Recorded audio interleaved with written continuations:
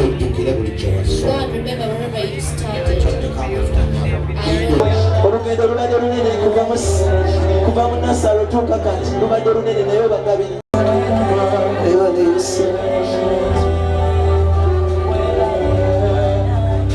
As we are continuing into glory, we want to thank you for this day. We want to thank you, Father, for it has been you, Lord, mighty man of war. It has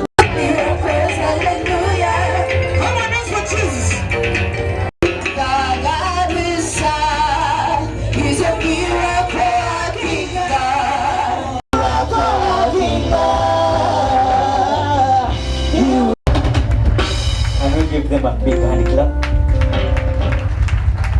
Can we give ayogerenga bw'olina okwogera nenzizza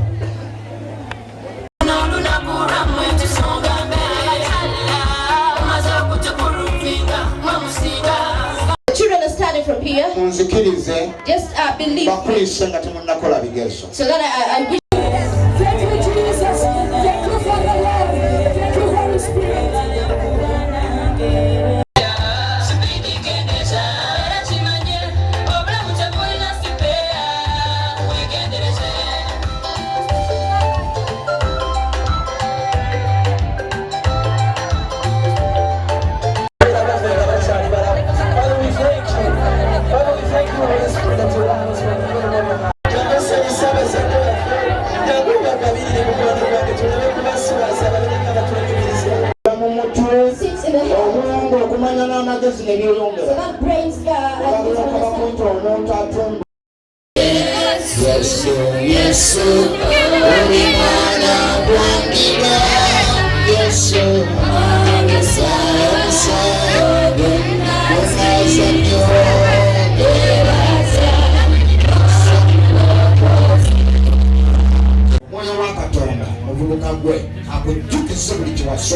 omwoyo w'entuusa n'okutya akuviire ng'okola ebigezo mu linnya lya Mukama. Nyabo ŋŋambye omwoyo wa Katonda akujjukize osabidde amagezi n'okumanya ojjukire buli kye wasoma mu linnya lya Mukama. Omwoyo w'entiisa akuviire ng'okola ebigezo mu gwe Katonda ow'omugula gw'ekisa ng'okola ebigezo ojjukire buli kye wasoma. Kutaddeko amafuta gwe mu linnya lya Mukama. Katonda akuwa amagezi ng'osoma ekisa kya Katonda omugwe. Katonda ow'omugula babeererewo. Katonda ow'omugula babeererewo. Genda okole ebigezo mu linnya lya Genda okole ebigezo mu linnya lya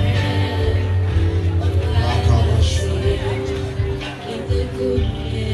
Genda okole ebigezo. Hallelujah, hallelujah, Holy Spirit. Akabasu.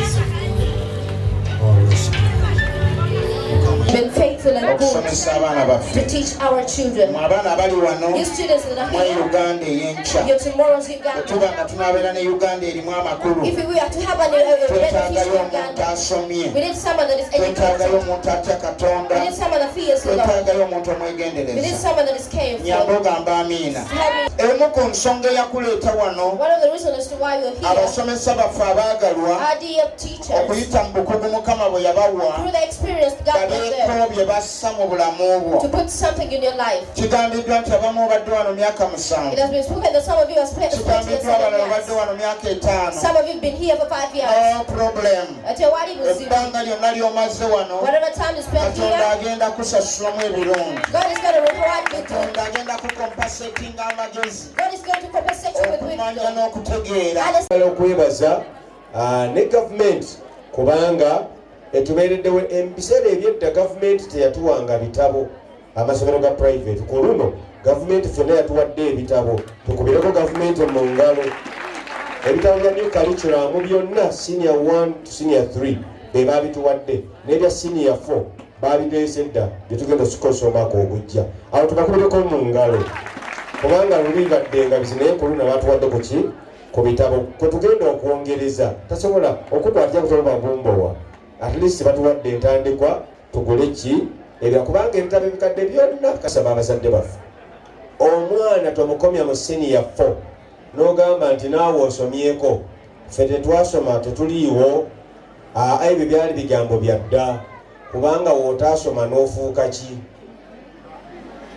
era tukutendereza ku ki kati kyenvudde nsaba nti bantu bawe omukisa basome kubanga kati koose omwana akomye musinya 4 zavuddeyo kubanga mu educational policy no one nasale kati agenda kubeera wa diguli otegedde ekigambo ekyo kati omwana fuba wakiri amale senior ki 6 bali mu covid ne bayita soke tukubireko katonda engalo ez'amaanyi abaana bava mu covid ne bayita bulungi nnyo naye ate kati nga covid taliiwo twongere tukkirize katonda nti abaana baffe bajja kuyita ate twongere tuleete abaana ku Juliana High Schoo nze mungu okwagala kwomubikule abasumba batusabidde mukama batuwere kyemusinga okwagala bazadde batuma bali kutwagala mukama bawa omukisa Sabuza tusemi nti Pastor Board of Governors, Reverend Father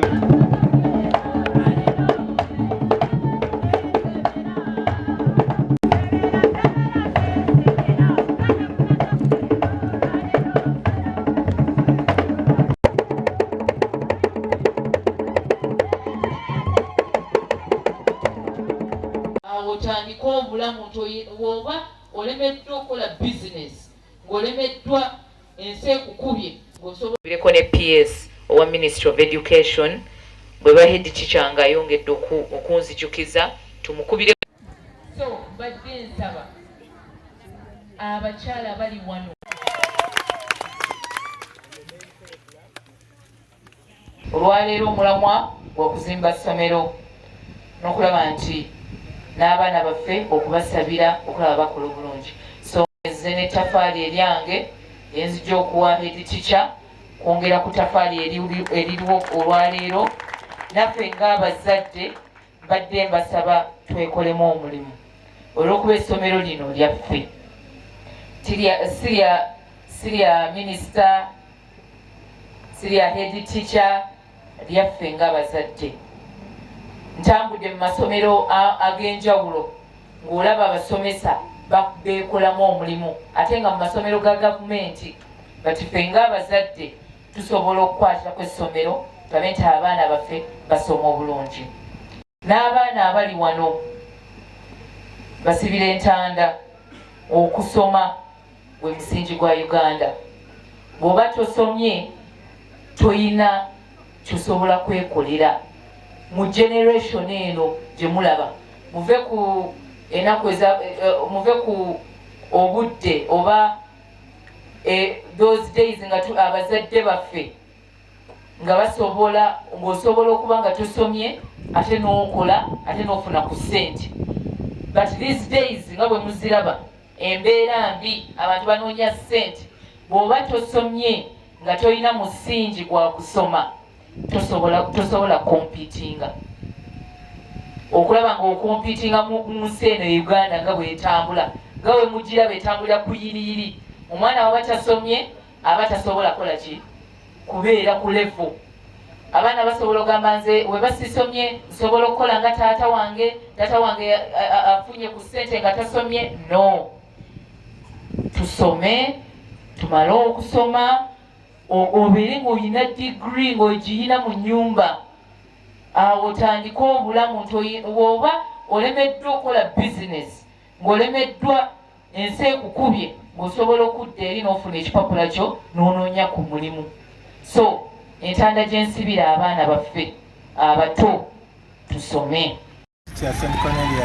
Kalagala ebizibu bwekikyasinze okufuna ku ssomero lino gavumenti yayamba tetunaba kufuna bizimbe tetulina science lab tetulina classroom tetulina computer lab ate n'abawala mpanvu n'olwekyo twalaba tuteekawo ddoomu abayamba kubanga basobola okusulawo